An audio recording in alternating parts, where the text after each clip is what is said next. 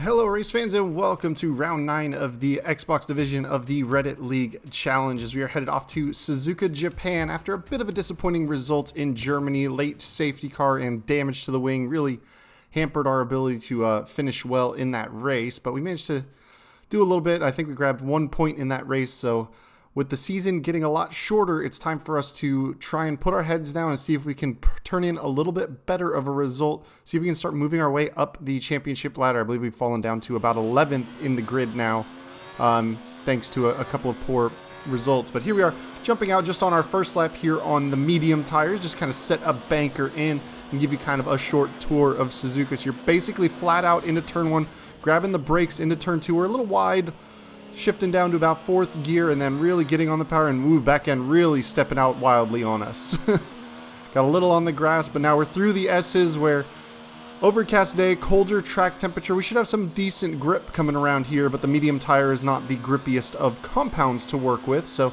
we do have to kind of finagle our way through that. But again, this is just kind of a warm-up lap, kind of a sighting lap as it is. Not really expecting too much of a competitive lap time out of the mediums. Especially with this race being a pretty hard and fast one-stopper. You can see MJ Povey setting the early fastest lap on the minute 30 mark on those softs, but should see pretty much everybody qualify out on the soft tires.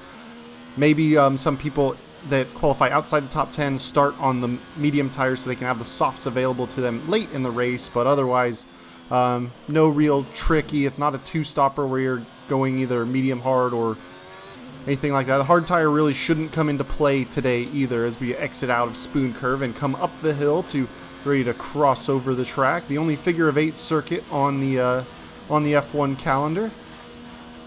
Come through 130R and then hit the braking zone for the final chicane. Now, one thing we're going to be glad to see when we leave 2019 behind is that big bump coming out of the chicane.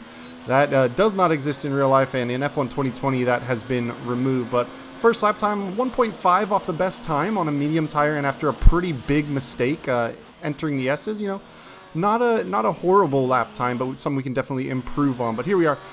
A couple of minutes have gone by in the session. We're jumping out for our first run on the soft tires here. So let's see if we can get a good run. We've got K3M coming out of the pit lanes, and right as we're about to hit our turn-in point, he's right alongside. So we missed the turn-in point because he was right there.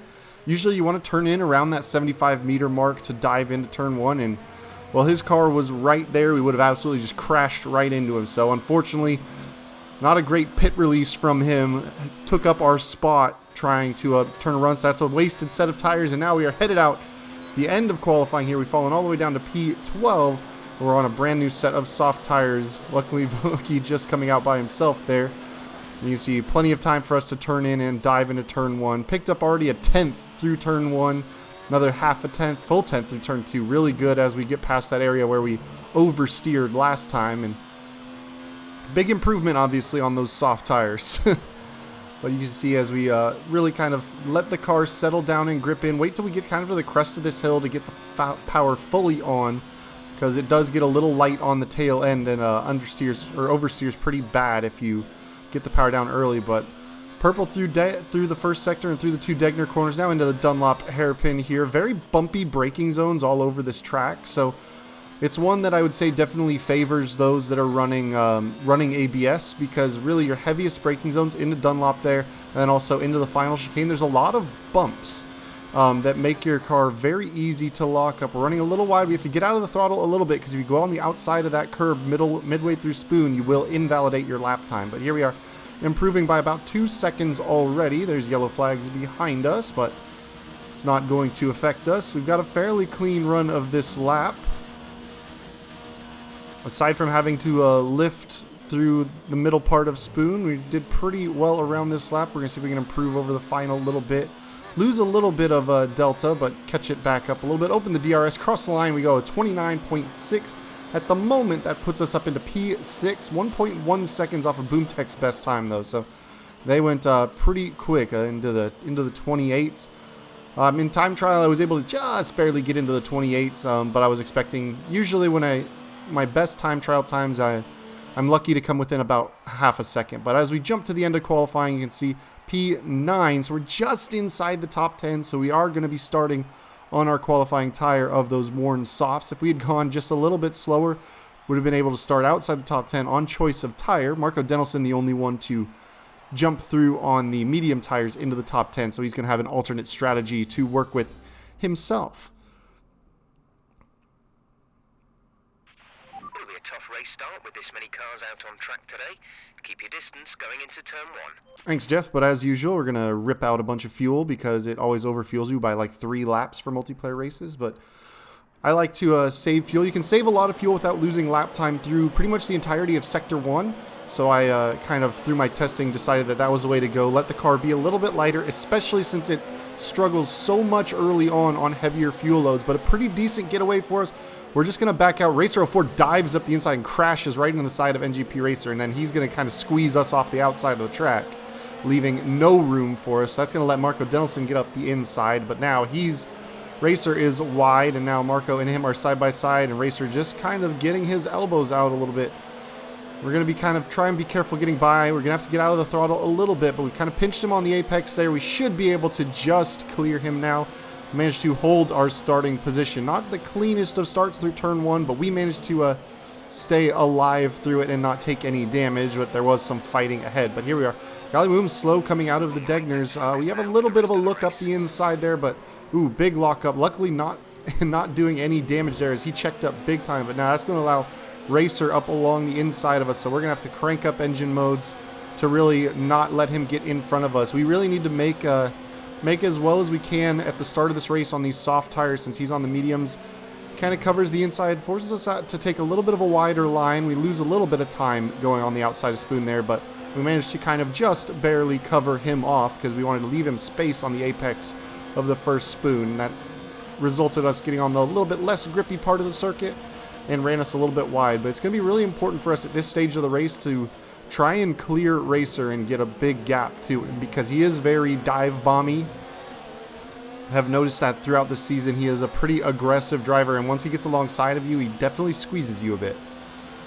So the more we can mitigate that, let him run his own lines, the better. But you can see already flipping down into that lean mixture just as we get ready to dive into turn 1. And we're able to basically carry this lean mixture all the way through Sector 1 up until you basically are coming into the Degner corners without really losing hardly any lap time. There's so much time off throttle through this section. It's really 90% of your lap time through Sector 1 is all about just hooking up the line and the grip. You're not really worrying about your engine power too much, but you can see we actually gained on the cars in front of us while running that lower fuel mixture, so definitely good for us there. And Racers dropped about a second back of us here, but now we've got a bit of a scrap ahead. NGP Racer and Marco Denelson side by side. Gallimum's getting involved there. So they kind of sort themselves out coming out of the Dunlop hairpin, but we are definitely close enough to be making an attack shortly. Very, very hard track to overtake on. Only one DRS zone down the pit straight, and there's no real braking zone at the end of it, so you really can't, try and pull alongside and then out brake into turn 1. Turn 1 is basically flat, so it's not a great overtaking zone.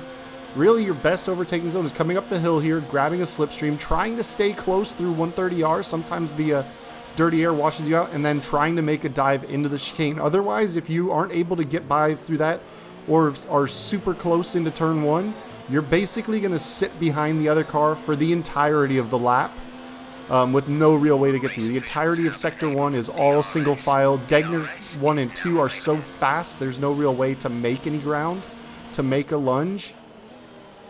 And then really, you can kind of try and make a really close run out of the Dunlop hairpin, but that involves a lot of trust in the car in front of you to take the second Degner corner and brake at a similar time as you're expecting. Usually you're having to get on the brakes a little early to make sure that you're not going to clat into the back of somebody. You can see we're closing up Gallimum's here. Normally, a little bit of a braking zone, we'd have a good run to attack him, but there's just it's just a quick blip of the brakes into Degner 1 and then Degner 2. Not enough of a run to really get down in there, and that's going to let him kind of get the traction down a couple tenths before us and open up just enough of a gap into the Dunlop hairpin. So as you can see, we had a really good run coming out of the S's, but no way to make a move stick because there's just no space on the track to really race side by side. Again, you're kind of single file through Spoon. Usually it's wise if you're side by side about to hit the braking zone for the first Spoon for somebody to back it out. Whoever's behind is usually going to try and back out of it. But here we go, in the slipstream, a good run up the hill. And we're getting close, but we're just not going to be close enough to really lunge. He covered the inside well into the chicane, so not much we can do there. But now you see we're going to get on the throttle in kind of an aero-limited corner, and now we have DRS to try and attack him into turn 1. This is really one of the only ways you're ever going to get an overtake done, is by being that close out of the final corner and cranking up the engine. Otherwise, like I said, you're pretty much parked. Like you have to have a good 2-second lap time advantage to make an overtake really anywhere else on the track. You have to be significantly faster in order to make an overtake around this track. So there's definitely the potential, if you're not getting clear of somebody, of losing a ton of time. But the pit window around the lap here on this 27 lap race is going to be between laps 8 and 11. Are going to be those for those getting off the soft tires there. So you can do about 15, 16, and 17 laps on those mediums. The softs, definitely on the heavier fuel load, lose their performance much quicker, and as you run through the S's, you really feel it. And of course, if you spend 4 laps right tucked up on the rear wing of somebody, that's also going to affect your handling. You see just understeering out wide through Spoon. Just the car is not biting in, and that's costing us a big amount of time to the cars ahead of us. As Marco Denelson is getting involved with NGP Racer again, just ahead. See, and they're side-by-side coming through there, and oh, that's a blue dot slow. Marco Denelson off the inside of the track. Looks like they might have made contact through 130R, and that is going to be a big hurt to his chances. That's going to be front wing damage as he got onto that inside wall. And now Golly Mooms is right on the back of us. He's going to be in range of having DRS on us. And another thing that you have to manage a lot throughout this course is your energy, your electrical energy. Only a couple really big braking zones. The entire S section, you're really just scrubbing all your speed through aero and just your cornering. You're not really braking, so you're not generating a whole lot of energy through that corner either. So you're typically going to have to save ERS through this course as well. It's one of the tracks where a lot of tracks you can leave it in that medium ERS and pretty much be able to run the race distance and stay pretty neutral in your energy burn. This is a significantly more electrical hungry track. As we're taking a quick peek at the tire life, I'm already really feeling the pain as big lockup back end comes out as the rear steps out. So we're going to have to make a brake bias adjustment there to keep that back end from locking on us. We've gone a little long on the 56%, but you see slow coming out of Dunlop because of it. Gallagher's going to get close, but not close enough. But another big understeer as the tires just refuse. They're just refusing to grip through these corners. So cranking up the engine again, using some of that overtake mode to try and hold Golly Mooms behind. We're going to cover the inside for a moment. See, he's not going to get all the way up alongside us and just kind of take the normal racing line. Luckily, with the ERS harvesting, you can go into Sector 1 and really harvest it. But you see, he is all over the back of us. We're going to have to use lots of energy. We're not really going to be able to hold him off at this point. DRS behind. We'll have to wait to talk to Jeff. So here we are, backing out to let him through into Turn 1. Not a turn you want to go side by side in. You're carrying so much speed that you really need like the entire racing line. And now we're back in dirty air, and these tires are very, very unhappy. So you can see we're just kind of sliding all over the course. We've got Habs fan Nick right up behind us as we're having to be very gentle getting on the throttle. And Jeff wants us to stay out longer? I don't think so, man. If anything, we're going to be coming in early and getting off these tires because these soft tires are not doing well at the start of this race.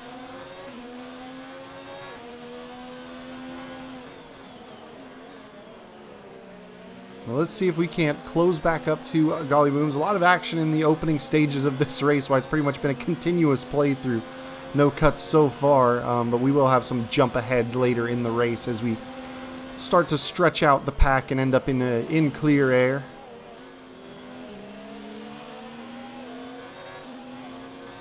We've managed to open up a little bit of a gap to Habs fan Nick. Looks like he's made a bit of an oversteer mistake coming out of Spoon. Even though you're in 4th and 5th gear, getting on the throttle through the second part of Spoon, coming down the hill, the back end seems to just really lighten up, and you lose a ton of traction. So you have to be very careful with the throttle if you don't have traction control enabled to keep the back end from stepping out. But you see, you can't really get on the power like some of these other guys without the traction control because of that bump. They're edging away. The gap to the car behind is 2.5 seconds. But not close enough to make an attack into turn 1. So we're just going to have to settle in. He was a little slower through turn 2 than I was expecting. But here we are jumping ahead now, lap 8. As we had some mistakes. Housefan Nick has made his way back through. Gallymooms has made his way in, and he's going to go ahead and take the first pit stop. Big oversteer moment there. Nearly sent me into the pit wall. Luckily was able to save it coming over that big bump. But now coming out of the pit lane is Boom Tech. We're just going to slow up and not fight him into turn 1. He's really pitting out of the lead group, so not somebody that we're going to necessarily be fighting with. So it doesn't make sense to lose our time. But ooh, that's NGP Racer in the wall there. Yellow flag, so that's going to send him to the back. Certainly wing damage that he's going to have to repair and try and come back through the field. Maybe stayed out just a little long on some worn soft tires and lost it through the S's. But here we are jumping to the end of lap 9. We've decided it is time to come in and get off of these soft tires. So into the pit lane, get on those medium tires that should take us the remaining 17 laps to the end of the race. Racer 04 going through on the mediums. He started on. Onslaught also starting on mediums is going to go by us. Now we've got Gallymooms, who pitted the lap before, made his way through, and Felix the Feline, who is still out on his starting softs at this stage of the race. So he should be peeling off from out in front of us shortly. But Onslaught going long on those medium tires from the back of the field is somebody that we're going to want to try and clear when we get caught up to. But it's lap 10 now. We'll see how quick we catch up that group, and already the medium tires feeling much better through the corners, even with them not fully up to temperature yet, because those soft tires were absolutely shot. And Marco Denelson setting the fastest lap right now as he's trying to come back through the field on that damaged front wing that I'm sure he dove in and got replaced. Probably slapped on some soft tires to boot to try and close the gap up. But our first target to try and pass, Felix is on some pretty old soft tires, so we should have plenty of traction to get by him. Grab a little bit of slipstream, see which side he covers. He's going right. We're going to go inside. He's going to just kind of back out of it and let us through. He knows we're running a bit of a different race than him, so now we got to try and put our head down and get to Gallymooms. But you see how much more tidy the line was through Spoon on tires that are not just absolutely sliding off the edge of the track. It was much, much nicer to have that happening. But pitching it into 130R, totally flat out with the downforce. An interesting track. Normally on a track that's very difficult to overtake on, you want to run a very low downforce setup because your only opportunities are going to be on the straights, and you want a significant straight line speed advantage. But you lose so much lap time through the S's by not having a good wing level. But here we are jumping at just 2 laps, and we've already caught up Onslaught on those old mediums. Gallymooms is there. Habs fan Nick has also made his pit stop in, and now Gallymooms a little wide and makes contact with Nick and forces him off the track into the gravel. Looks like Nick has managed to rejoin fairly safely and has maintained his position over his Toro Rosso teammate. But we're a little wide into the gravel as we locked up into Degner too. So we just got to kind of close this gap up, but you can see how easy it is for us to close that gap right back up to Onslaught, running much, much slower lap times. Our best lap time was a couple of laps ago catching this group at 33.9. But we'll see how much lap time we're losing by following this group now that we've come up. But here's Gallymooms wide through Spoon. We're just going to slow down a little bit since he's rejoined in front of us, and we're not going to really be able to race him that hard. But let's see if we can take advantage coming up the hill. Using that overtake, he's going to cover the inside of 130R. We're going to try and go around the outside. He turns in kind of late, so we make some wheel bang contact, and that's going to force us outside wide as we tried to turn in a little earlier than we normally would. But it's kind of hard to judge when the guy alongside of you is going to turn in 130R. But here we are. DRS is now open. We're going to see if we can catch up. Already lost 8 tenths on that lap, and we spent, a couple of corners catching this group up already. But you can see like a mistake through 130R. By turn 3, we're already back on the gearbox of Onslaught. But he's just quick enough, just barely quick enough in a straight line to where he's gonna be difficult to actually overtake. Hopefully, Gali can clear him quickly on DRS. and then we will be able to have our opportunity. But ooh, Golly Mooms is out wide into the gravel, and he rejoins alongside Habs Fan Nick. It looks like Habs Fan Nick had to kind of dodge on his way in, but Golly Mooms is in there, so now we are just going to kind of close right back up to Onslaught, see if we can get close enough through the final couple of corners to make a DRS run, but having to back out a little bit as Golly Mooms was off track, and there has been times that he's rejoined rather abruptly, so I had to kind of play it cautiously. But at this point, we're hitting the part of the track where Onslaught is strongest. He's running a lower downforce setup, so he's got good straight line speed. You see, we really aren't closing him up at all coming up the hill. Habs Fan Nick is in the slipstream. We've already lost 7/10 on that first side, but Habs Fan Nick is going to have a look around the outside of us. We're going to cover the inside, but he's going to carry just enough speed around the outside. We're going to kind of let him through, but that's going to cost us track position a little bit, and I think he's going to also have DRS off of Onslaught. But you see 1.8 seconds. We're losing almost 2 seconds a lap by following Onslaught around here, so that's going to very much compromise our ability to get anywhere further up in the race, because guys like Racer04 that ran long as well, we definitely have better pace than them.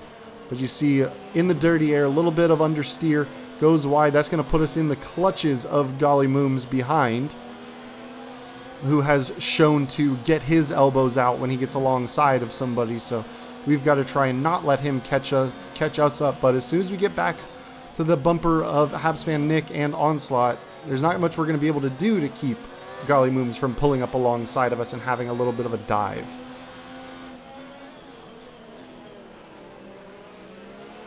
Habs Fan Nick a little slow on the power, maybe? No, he seems to have turned up the engine. Maybe just a netcode kind of twitch. His car looked to have stepped out on him, but manages to stay just ahead of us as we head down into Spoon Curve. But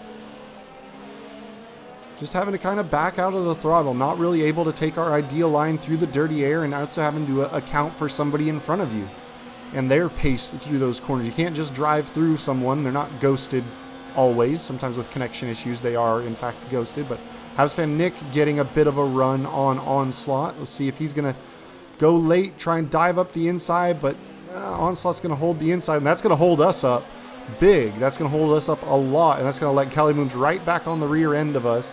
Now with DRS and a slipstream, but again, Onslaught just kind of stopped up Habs Fan Nick, and he's going to have a little bit of a late dive. We're going to have a little look, try and get through. But the door gets shut, and now we're going to go right, and that's going to let Golly Mooms through. But now you can just watch as Habs Fan Nick kind of opens the gap in front of Onslaught, and you'll see just how much he's kind of being a cork in the bottle, but he's running very long on these mediums, already 15 laps in, and now we're kind of just having to sit down and wait. So let's see what the timing is through the first sector. 1.1 seconds slow through the first sector. So getting extremely frustrated now, trying to find our way through this group.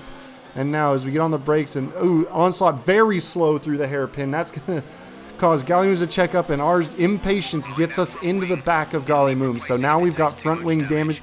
We're going to get past Golly at the moment, but we will not be able to hold that position off of him. We're going to have tremendous understeer trouble all over the track now with that damaged front wing. You can see already just how wide we are through Spoon, but after spending, almost 5 laps essentially behind a slower car, just the frustration got to me. I made a mistake. 2.4 seconds slow. I mean, I was comfortably running in the high 33s, low 34s on even the worn soft tires, and then we come in, and on fresh mediums, I'm having to do 36s and 37s. 35s and 36s rather, so really, lost tons of time to the cars in front. But here's Golly going down the inside. We're just going to go ahead and let him through, have his position back, and see. You can see, though, even with a damaged front wing, we're closing up to Onslaught. We just didn't really have the pace, and that's just the problem. Why Suzuka is not one of my favorite tracks to race. It's a fun track to drive. Don't get me wrong, like, qualifying is a bundle of fun. It's a technical track. It's got its challenges. But to race at, it's just not a fun track to race at, I think, because if you don't make it past somebody through the DRS zone of turn 1, you're going to be behind them until you're almost into Sector 3. Like, the rest of Sector 1, Sector 2, pretty much unpassable through the entirety of it unless somebody makes an egregious mistake. If you're just kind of putting your car on the racing line and you've got decent straight line speed, you can run, as you saw, 2.5 seconds a lap slower, but you're still going to hold your position.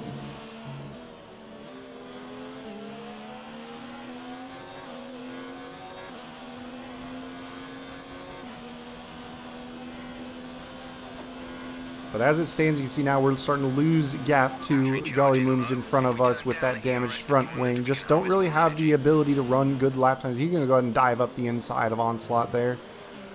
Not going to make the move stick. And ooh, the back end really steps out. We got to try to catch it, but that's going to send us across the gravel into the wall. Completely damages the front wing now just after the pit lane. So now, oh, that little jump plus the front wing just caused a little bit of snap oversteer and tried to catch it, but we had to limp the entire way around.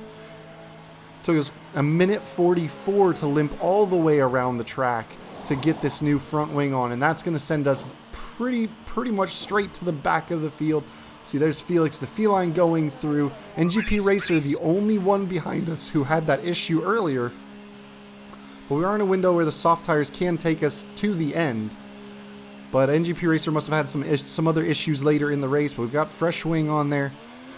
Got to try and save some fuel again. But here we are jumping ahead now, lap 25, and we managed to chase Felix back down on those soft tires. Been saving some fuel. We are not quite a lap down yet, but you can see there the leaders, Boomtech and QX Nemesis, the darker red and brighter red dot, coming through the mini-map, only just a corner behind us, essentially. Felix is wide out of the Dunlop hairpin. Let's see if we can get the throttle down.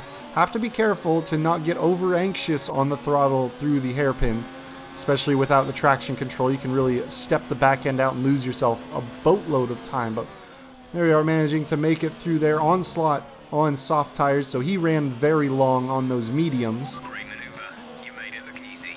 And that's certainly, him running long on those mediums certainly cost us in both lap time and frustration mistakes. It was not a good time for it. But you can see we had gone down to a 32.6 on the soft tires, but now we're about 0.6 down as those tires are starting to fall away from us. You can see the alternate line through the final corner, that wide line, much slower, but it gets you kind of away from that little jump. But we're 9 seconds back of Onslaught at this point.